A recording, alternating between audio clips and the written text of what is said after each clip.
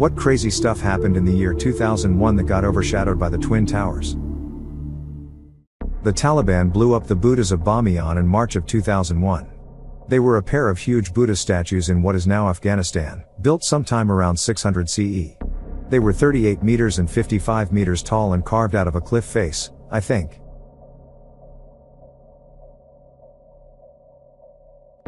On February 2001, FBI agent Robert Hansen was arrested for selling classified info to Soviet and Russian intelligence agencies.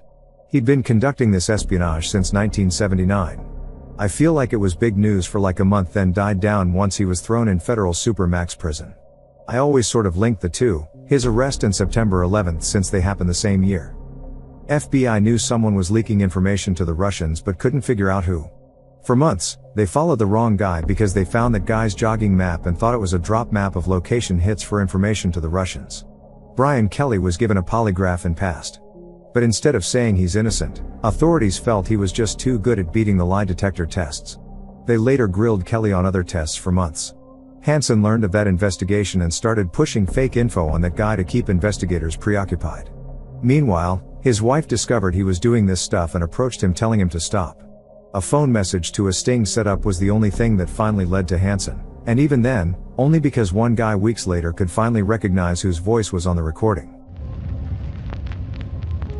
A hang glider accidentally crashed into the Statue of Liberty.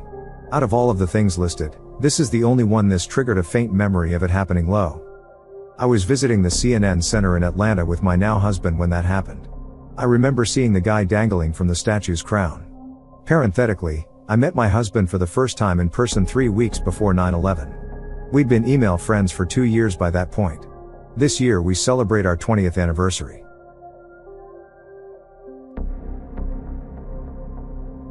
Hainan Island incident in April 2001. A Chinese jet clipped a U.S. aircraft off the coast of China. The jet crashed in the sea, and the U.S. aircraft landed in China. First major geopolitical mess of George Bush's presidency. Gave the world a somewhat major incident. I got briefly concerned as a teenager.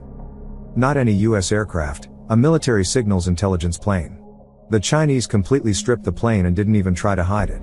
All the U.S. recovered was the airframe. Have friends of friends that were on that P-3. Once they stabilized the aircraft after the collision, the aircrew stripped anything they could and tossed it into the sea. There are protocols in place to destroy ComSec and other sensitive materials, and the aircraft would be zeroized as well.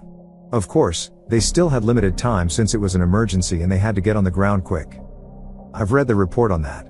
The crew did a crappy job of destroying equipment due to a lack of training and communication. A lot of stuff remained intact and was captured by China.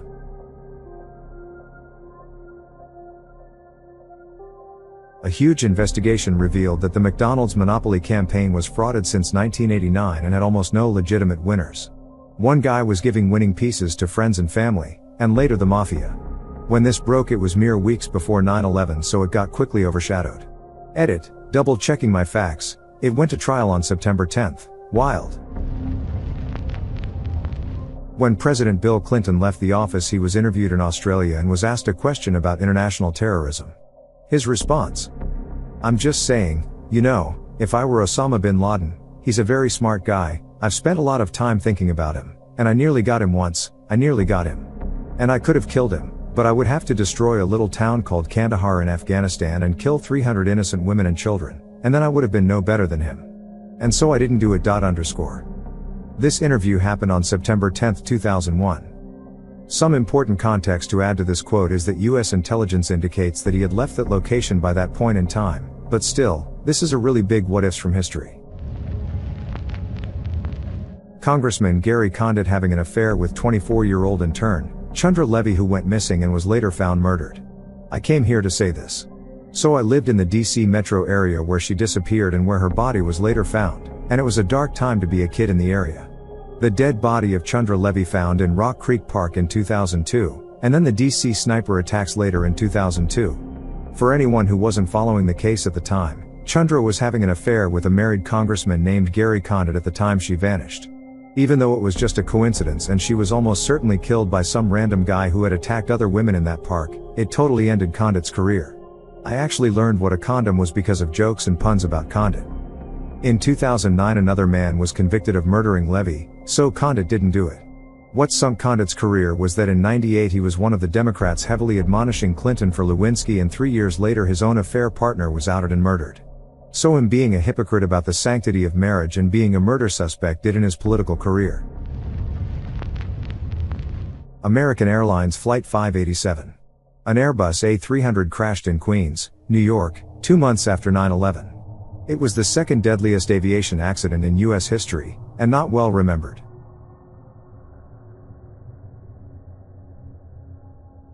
George W. Bush issued an executive order banning federal funding for research on any new embryonic stem cell lines going forward. He interrupted evening TV and did a live address to the nation from the Oval Office to announce it. This was on August 10th.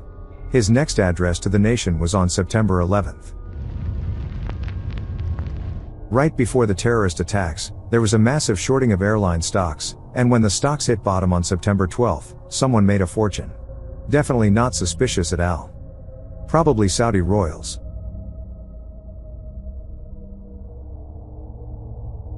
I lived where the anthrax hit in 2001, just days after September 11th. They had to close down our post office and for weeks there was no mail, then finally bills came radiated and in plastic bags.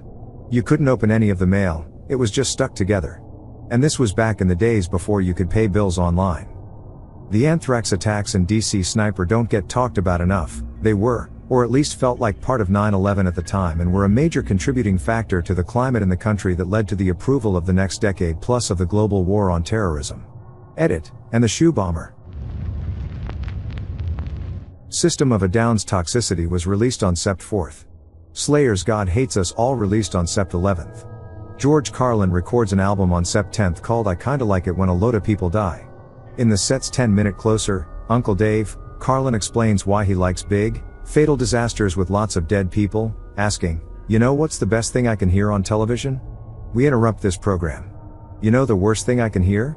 No one was hurt. I'm always rooting for a really high death toll. That's why I like natural disasters." An earlier joke in the set includes reference to Osama bin Laden and an exploding airplane. Needless to say, the album was shelved until about 2016. I Was Working at a Music Store and Dream Theater released a live album on September 11th called Live Scenes from New York, and the original album cover featured an illustration of the World Trade Center on fire. We were asked to pull it the next day, and they re-released it with a new cover a bit later, but apparently if you went to a store and bought one it's somewhat of a collector's item. By which I mean lists on eBay for about $75 for a then $18 CD. Air Transat Flight 236. Plane from Toronto to Lisbon ran out of fuel in the middle of the Atlantic and glided 75 miles to an airport in the Azores and safely landed. Longest glide of a passenger airliner.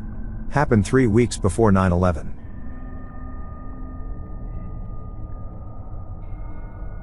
The UFO disclosure event at the National Press Club in the summer 2001 brought together a large number of credible witnesses from various government and military positions to give statements. It was largely ignored and ridiculed. I don't think people realize how massive the disclosure project was and still is. We're only now figuring out that those high-profile whistleblowers were actually telling the truth, since only recently has the Pentagon officially admitted that UFOs fly over restricted airspace and that they're not drones but rather metallic spheres or objects that defy our understanding of physics. We're not alone on this planet and the world is too occupied to even notice. Nepalese Royal Massacre. June 1, 2001. 9 members of the royal family were killed, including the king. It is thought that the Crown Prince, who died 3 days later after being in a coma and being crowned the new king, was responsible. And people say the plot of Hamlet is over the top. The Crown Prince opened fire at an event, killing damn everyone in line for royal succession. Then he shot himself in the head.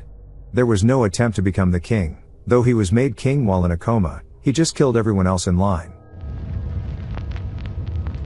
The front page story in a lot of papers on the morning of September 11th was about a Houston mom who drowned her 5 children in a bathtub. Andrea Kennedy Yates, right? When she got married, her husband told her they would have as many children as God would allow and bought them a 4-bedroom house. But then when she got pregnant he changed jobs and moved them into a 2-bedroom trailer, and then after the second was born he squeezed them into an old RV to save money. She offered to get a job and he refused because God called her to be a mom. After the 3rd and 4th one she had nervous breakdowns and tried to end her life. She was put on Haldol and did much better. Husband even got a better job and moved them into a small house. Her psychiatrist warned her husband to get a vasectomy because if Andrea got pregnant again she would probably find some way to end her life. Husband refused based on religious grounds. Weeks later she got pregnant again. Psychiatrist urged her to abort. In response, husband tells psychiatrist they will no longer be returning to therapy. Her husband made her stop taking her medicine because it might hurt the baby. That combined with pregnancy hormones plus her father dying led her to start hearing the voice of God telling her that if she wanted to die, her husband wouldn't know how to raise the children. Apparently he never helped with their care, so it would be merciful to end their lives first. She filled up the tub planning to drown them, but her husband came home in time, and she was hospitalized. However, a few days alone with the kids made him demand her release. He was warned that she needed to be watched around the clock, but he left for work the next day anyway, calling for his mom to come watch his wife. Edit. No. He had the idea of purposefully leaving her alone for an hour every day to make her stronger. So he told his mom to come an hour after he left. I forgot about that part. In that hour Andrea drowned all 5 children. Also, the doctors had told them that Andrea should never be alone with the children, but her husband left her alone that morning to go to work. Her mother, I think it was her mother, was supposed to be coming over but was running late at something and husband just said fuck it, what do the doctors know? And took off. This was the result. He deserved prison time for the abuse he heaped on that woman. The movie Zoolander flopped, relatively speaking, at the box office because it came out right after September 11th. Donnie Darko also came out shortly after 9/11 and revolves around a plane engine crashing into the main character's house. Probably didn't fare too well at the box office as a result.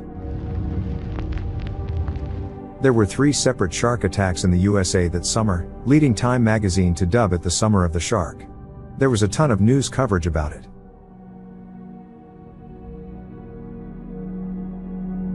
In 2001, the Human Genome Project was completed, mapping the entire human DNA sequence.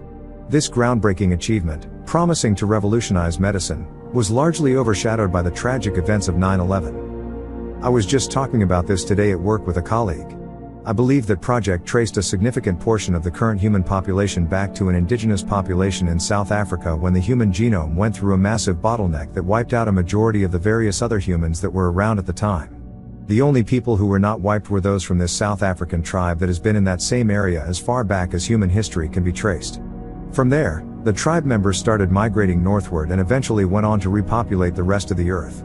I remember watching a Natural Geographic documentary about it several years ago, but the details are fuzzy at best from my memory. Timothy McVeigh was executed on June 11 for the Oklahoma City domestic terrorist bombing. I believe it was the first federal prison execution in several decades. The Boston Globe had all the information ready to release uncovering the rampant pedo cases being covered up by the Catholic Church. After 9/11, they decided to wait to release it. For those that haven't seen it, Spotlight is absolutely a must-watch on this entire investigation, and even covers exactly this instance in the movie. Fantastic movie, incredible cast.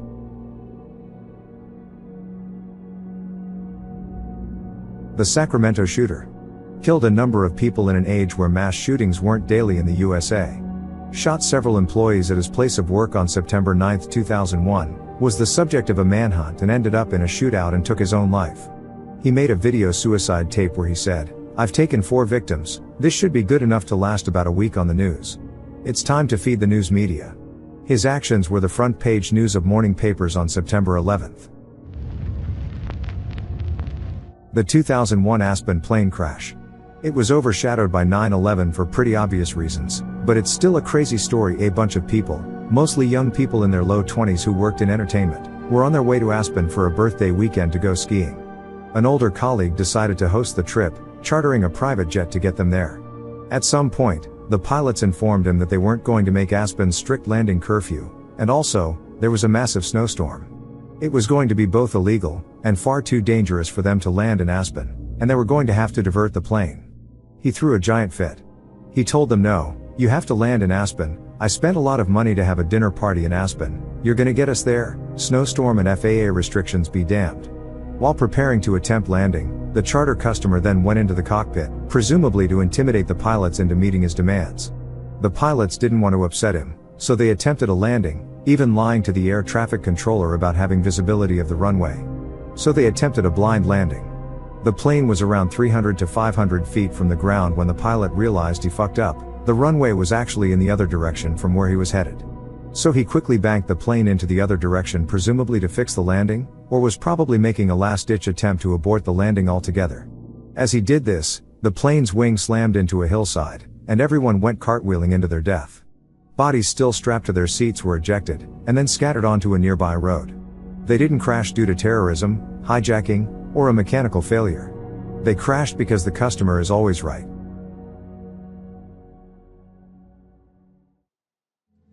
I saw a Dateline episode about a woman from upstate NY who went missing on September 11th, and there wasn't enough manpower to investigate because of it. This was from my neck of the woods. The scumbag husband was heavily suspected of doing it by the rest of the family, so while they were all gathered around waiting for anything to come from the police, a family member tried to get a reaction out of him by lying and telling him the police, found the body. He very coldly replied that they'd never find the body. This motherfucker 100 trillion% killed her. Sept 7, 2001 US government announces they won't break up Microsoft as a monopoly.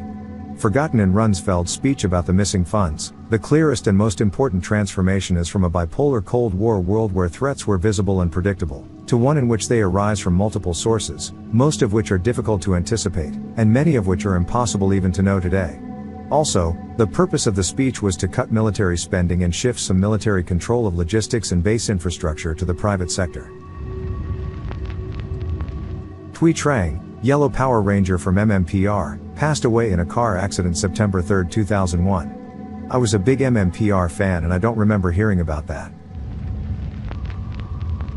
By a very large margin, what would have been the biggest story of the year would have been the Enron scandal, the largest corporate bankruptcy in world history, which was built upon a mountain of fraud so large it still beggars the imagination, which severely damaged or destroyed the retirement savings of millions of people, and with political aspects that implicated the president, federal regulators, as well as the Republican Party in California.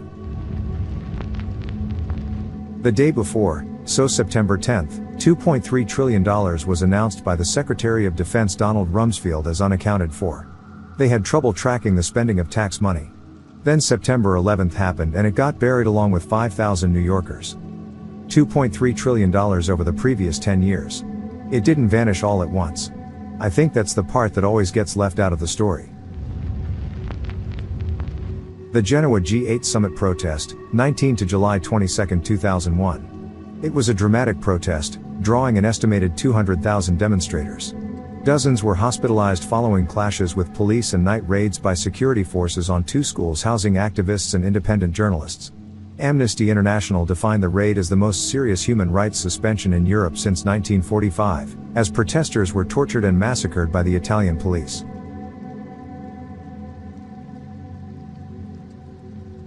August 2001, Robert Courtney was arrested. He was a pharmacist who decided to dilute cancer meds for personal profit.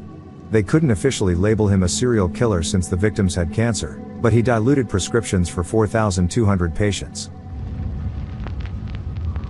The disappearance of Sneha Philip. Officially, she's listed as a victim of September 11th, but opinions vary as to what really happened. She had rushed to the scene and was killed while trying to help victims. She was a doctor. She was in the World Trade Center on unrelated business, possibly having breakfast at the windows on the World Restaurant, when the attacks occurred. She was murdered nearby in an incident unrelated to the terrorist attacks, and any evidence of the crime, as well as her remains, was lost in the rubble and by diversion of law enforcement resources. She chose to use the confusion of the day to disappear and start a new life elsewhere. She was known to be having difficulties in both her personal and her professional life. In summer of 2001, Fox aired a documentary-styled reality show called Murder in Small Town X. The finale aired just a week before 9/11. The winner of the first and only season was a firefighter, and he was one of the first responders at the World Trade Center that was killed. His body wouldn't be discovered until 2 months later. With so much else that happened on September 11th, one of the victims being a reality TV star was surprisingly rarely brought up. In May 2000, Giuliani announced in a press conference that he was leaving his second wife. His wife reported she learned he was leaving her during that press conference. People started wondering if he had dumped his first wife in a similar fashion. They found out his first wife was someone he had grown up knowing was his cousin. He was an absolute joke until September 11th, which he rode all the way to becoming a serious presidential candidate in 2008. It wasn't until Trump's re-election campaign that we all started to remember how much of an absolute buffoon he was. I recall the dot-com bust being in full swing. Lots of companies going under and layoffs. As I recall, the market swore up and down that things were fine, but by summer 2001 the writing was definitely on the wall. The real driving of the knife that made it a big recession instead of a market hiccup was 9/11 and then Enron's bankruptcy announcement on September 12. One of the bigger reasons Bush pushed for Iraq was to attempt to use a wartime stimulus to bolster the economy before the election. But this is largely forgotten about because of the many larger reasons the Bush administration benefited from invading Iraq. The economy was not an afterthought in the decision, but it was just kind of a known part of the deal. Ana Belén Montes, one of the most damaging spies in American history, got arrested about 2 weeks after 9/11. Exit, a bit more info. She was a DIA higher-up who was passing info to Cuba and had been for over a decade, I think. Operation Bluebird tells the story, and she's also an example of humans defaulting to truth in Malcolm Gladwell's Talking to Strangers.